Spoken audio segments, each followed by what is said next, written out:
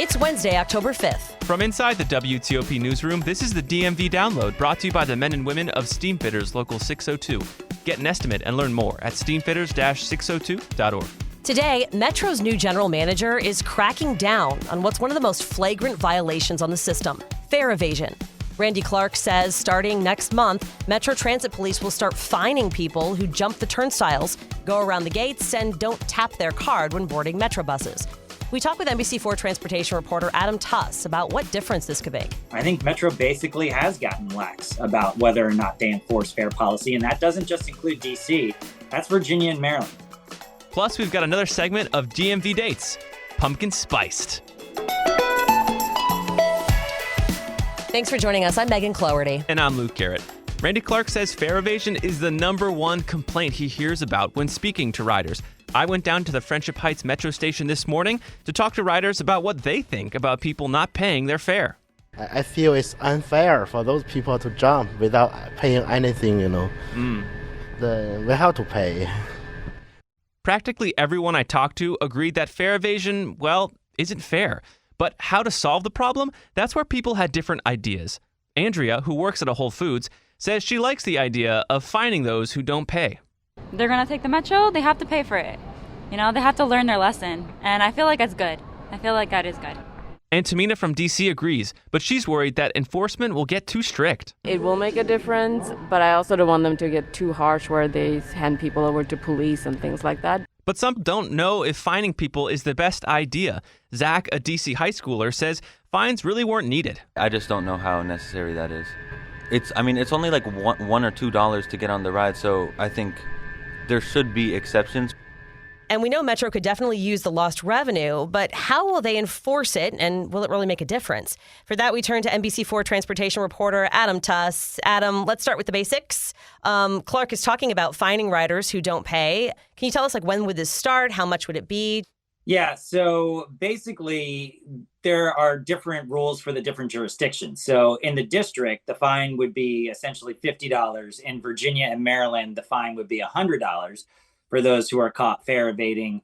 And this is all supposed to start with a warning period over this next couple of weeks. Then they give out flyers. And then starting in November, that's when you start to see more of the citations being handed out. All of this has so many layers because the district decriminalized fare evasion a couple of years ago. What that means is it basically moved it from a criminal offense to a civil offense, meaning you really can't get arrested, I guess, for it. And in some people's minds, that civil offense isn't as serious as the criminal offense. Really, it's very fascinating. Behind the scenes, you've now got set up Metro on one side, the DC Council on another side, a lot of riders who are for and against this proposal. And in the end, I don't think anybody's going to win or anyone's going to be happy because there are so many different ways that you could go with this entire discussion. But do you think it'll get Metro more money, which is an issue here? Do you think it will actually increase revenue? If people decide that they are going to pay, yes. But I will tell you this, go to any Metro station right now, go to any bus line right now, you will see people who are just skipping through the fare. And I think the pandemic had a lot to do with that. I think people got very comfortable.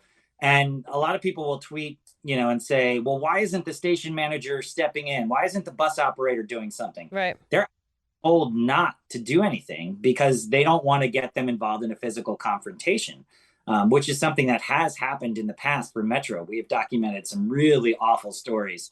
And if you actually go and look at some Metro bus lines, they had to put in plexiglass shields to protect some of the operators. So, that's kind of another part of all of this is that, the Metro's personnel themselves are not really supposed to step in. It's the transit police that are supposed to be the ones that are there enforcing the rules. And one of the things that the new general manager actually said yesterday is get ready for more transit police to start flooding trains, buses, and being in stations. That's another one of these kind of things that he wants to see happen. He wants high visibility enforcement out there. Yeah, that was my next question, because you see Metro Transit Police at some stations, but at others, they're nowhere to be found. I'm also kind of, the cynical part of me is wondering if they're going to put them more in Virginia and Maryland because the citations will be higher there. But he's talking about hiring more police at a time when police are hard to come by. So did he have any plan for that? Yeah, so he fully admits that they are short on police officers, and Metro has been, as long as I've been covering, trying to actively recruit more police officers. Period. I asked him yesterday, well, how are you going to do that? Are you going to start with certain stations, a targeted enforcement where you think it's happening? Mm-hmm. And he didn't really give me a specific answer. He said that he's very data driven, and he'll look at the data to see where the fare evasion is happening the most and at what times of the day. And then they'll presumably, target those things. And that's something that the new police chief, Michael Anzalo from Metro, has talked about as well. It's more of a kind of targeted enforcement based on data, something that this police chief says they actually used back in like the 1980s and the 90s when there was a crack epidemic going through DC. He used to work for MPD. Anyway, we're getting into the weeds here. But that's one of the things that they talk about doing. Whether or not it works and whether or not this leads to more confrontation, I think that's the other part of this. And I did ask the general manager, do you think you're going to have more confrontation? And he basically said, we hope everyone pays the fare, and we certainly hope it does not lead to more confrontation. Now, this plan circulates around fines. There are other ways, though. Perhaps like New York's metro system, there are, kind of taller gates. It's just literally harder to evade. Is that something that the new GM has considered, or is that something you've been hearing at all? Yes. So you're going to start to see in the next couple of weeks a couple of different prototypes go out into certain metro stations where the fare gates themselves actually look a little bit different, like what you're talking about, Luke. Like where they'll have a plexiglass shield that goes down the middle, or maybe it's harder for someone to jump over, or it's just more restrictive. That in and of itself is a whole debate, because you have a lot of people who are, disabled, right, who will say that makes it harder for us to use the system. You're actually more restricting us to do that. But yeah, that is something they're considering. The really interesting part about all that, Metro just replaced all their fare gates. Yeah. Like just did it. And they did it under the previous general manager, but Randy Clarke has come in and said, this is really ridiculous. Like we basically replaced all of these.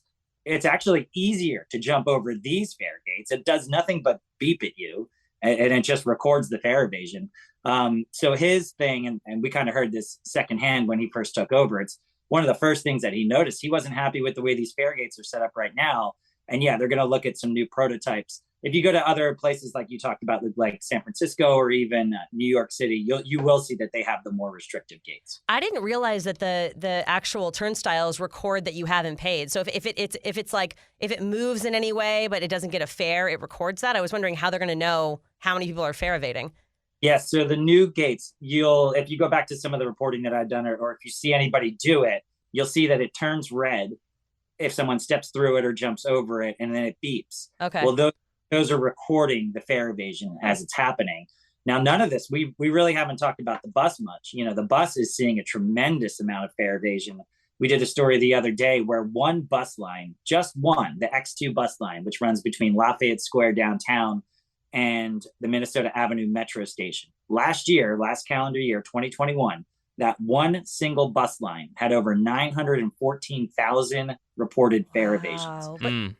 One single bus line. And we got the top 5 bus lines, and there's hundreds of thousands of fare evasions reported every year. And in that case, the bus operator presses a button to signify the fare evasion. But Adam, tell me if I'm wrong, but the X2 was one of the lines where you did see a lot of, we saw violence on that line a couple times with people who didn't want to pay, and then the bus driver had to deal with it. So it almost seems like it's probably the bus driver just being like, okay, I don't want conflict, right? Yeah, the X2 rightfully or wrongfully has a little bit of a reputation that's attached to it. They've had some unfortunate incidents that have gone on line, but it's a busy line and it runs right downtown. And look, here's the other thing. You can get into so many different parts of this conversation. There's a lot of people who say, take the fare evasion out of it. Look at all the people who may or may not be able to pay for the metro system. Why not raise taxes on everybody, make the metro system free, and you've kind of solved the problem.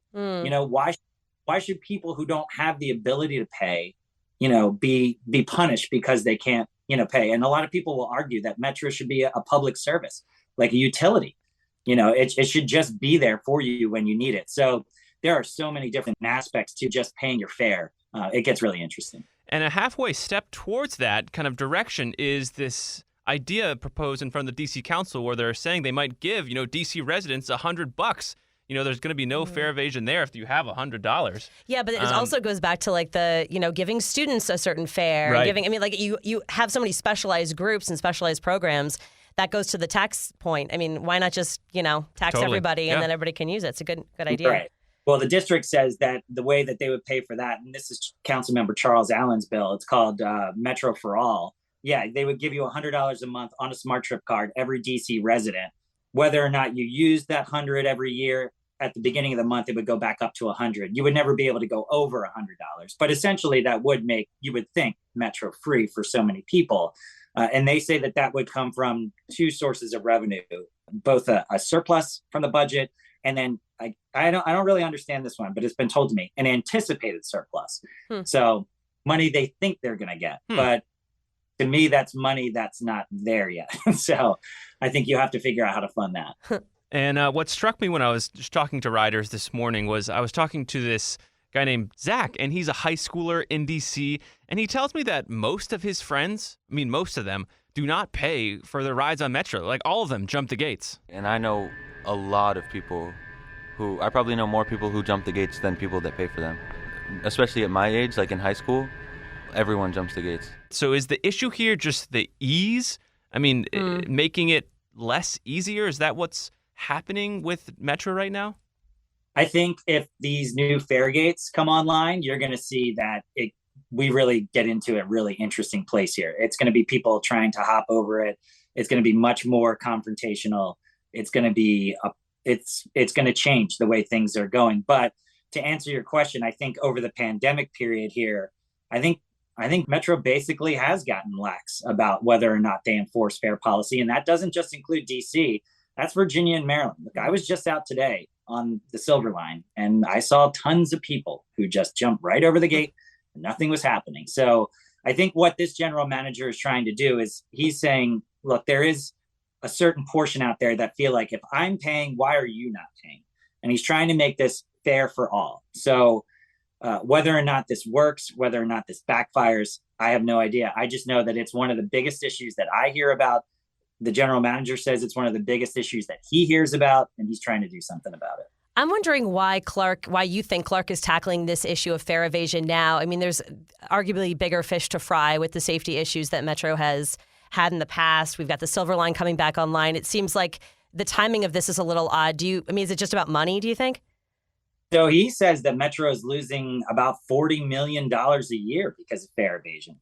If you take a look at Metro's overall budget, which is billions of dollars a year, it's a small percentage. But his argument is that if you can afford to pay the fare and you don't, you're actually hurting the system in the long run, because then when Metro comes back to try to balance its budget and has to go to the local jurisdictions or has to raise fares, everybody experiences that pain. So I think one of the things that he's trying to do, and this gets into kind of a psychological aspect, is rules are rules. Society should play by the rules. If you don't, then you kind of break down into this lawlessness area. And so he's kind of touched on that a little bit.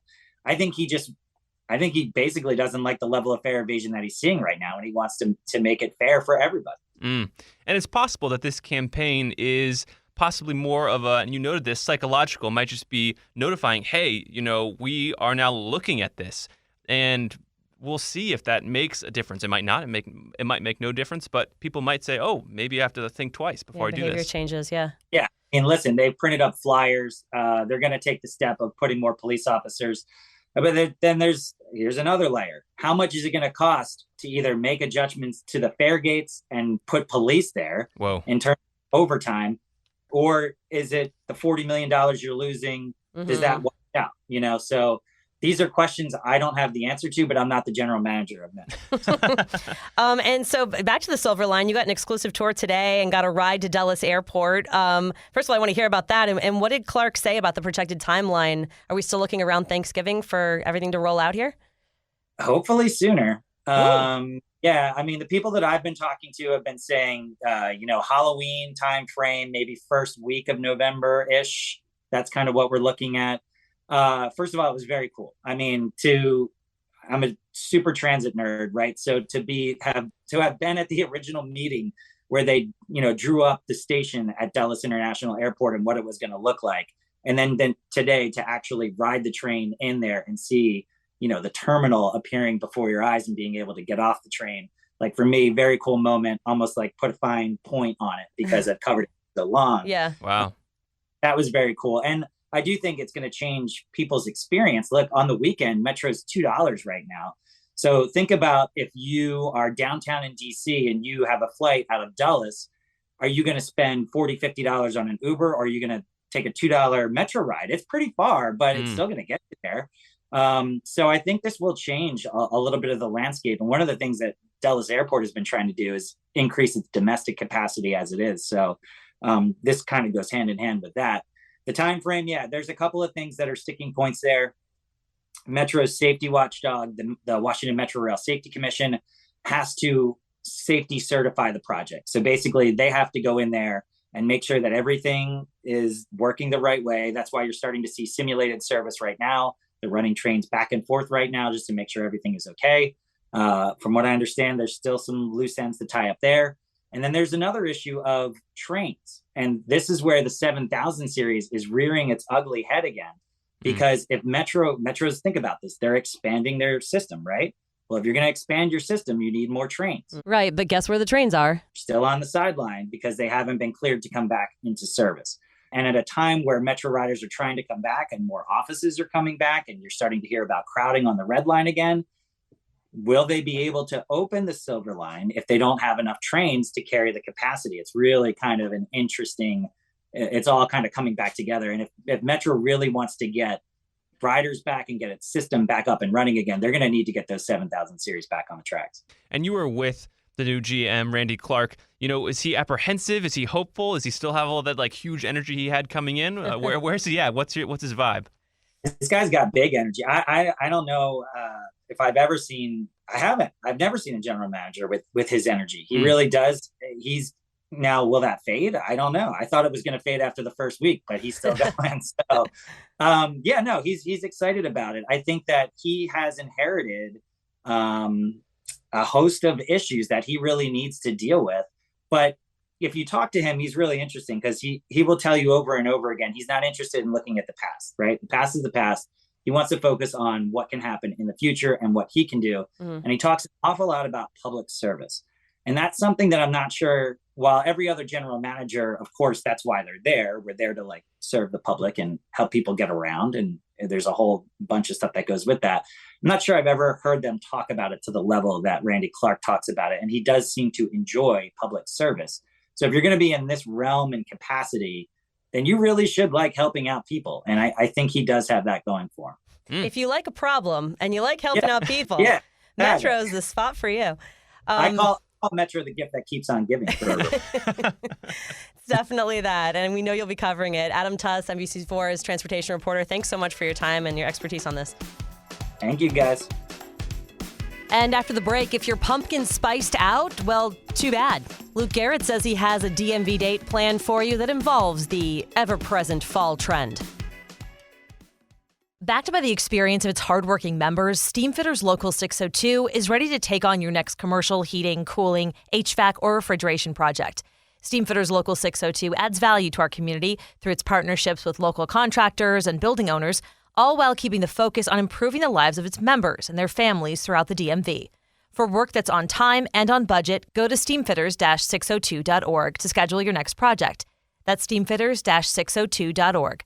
Steamfitters Local 602. Changing lives. Thanks for listening to the DMV Download. If you like this show, give us 5 stars and leave us a review on Apple Podcast. We love hearing from you guys, and your reviews really do help other listeners find this, our area's only in-depth daily local news podcast. And thank you for making us a part of your day. And before we go, somebody made some big promises about pumpkin spice just off the top of his head for DMV Dates. DMV Dates, I kind of want to put you on the spot here. So, okay, welcome to another segment of DMV Dates where we give you the best ideas for dates for this weekend. Yeah, this one's pretty good. So, it's definitely fall. It's cold. And it's time to, it's chilly. I don't know if I'd say cold. 42. I walked out and I was like, wow, I just got hit by There were some mornings, it was unexpected. Unexpected. So you might as well embrace that, Yeah. And instead of going out and just buying, a pumpkin spice latte, why not make a pumpkin spiced item yourself? Okay. And then press, the person you're going to go on a date with. So the first thing you do is you go to the grocery store and Wait, this is an at-home date? No. It starts, Megan, at home when you make the cookies for your date. It's okay, I'm back on board. Okay, so you go to TikTok, step one, and you find the user Justine Snacks, and they have an awesome pumpkin spiced chocolate chip cookie. Now, I didn't know if this was going to be good, but me and my girlfriend, we made them recently, and they were fantastic. Like, really, really good. Like, pumpkin is just subtle enough, and the dark chocolate mixes, and it's really good. I was going to say, talk to me about the chocolate combination with the pumpkin, but it has to be dark chocolate? Well, that's what we think. I love dark chocolate to start. So for me, that was a nice balance. So you make those cookies, and you don't have to tell your date that they're pumpkin spice. You'd be like, hey, here's some cookies, and then boom, here's surprise. some chocolate chip cookies that are secretly pumpkin spice. Right, and where are you going on? Where are you when you're giving these, cookies? You're at a local park because you're going on a picnic, and you're bringing cookies. Oh. And we've talked about picnics before, and when we did, we talked about charcuterie boards.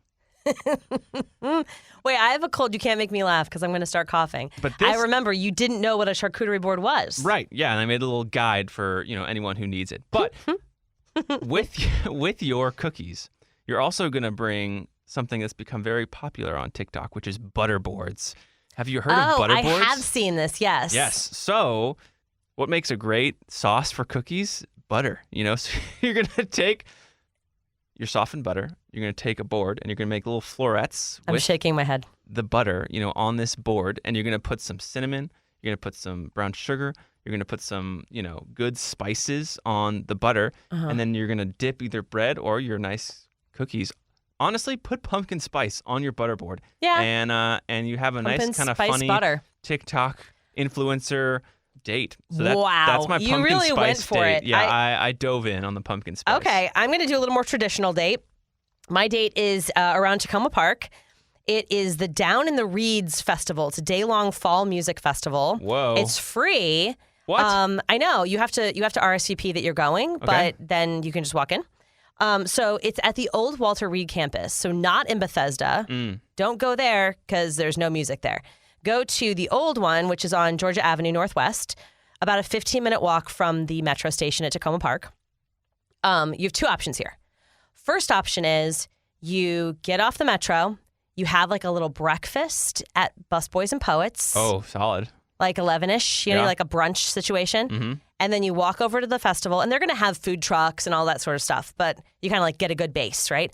Or you go straight to the festival, the music festival down in the Reeds, and then you come back, and on your way back to the metro, you stop at a place called Spicy Delight.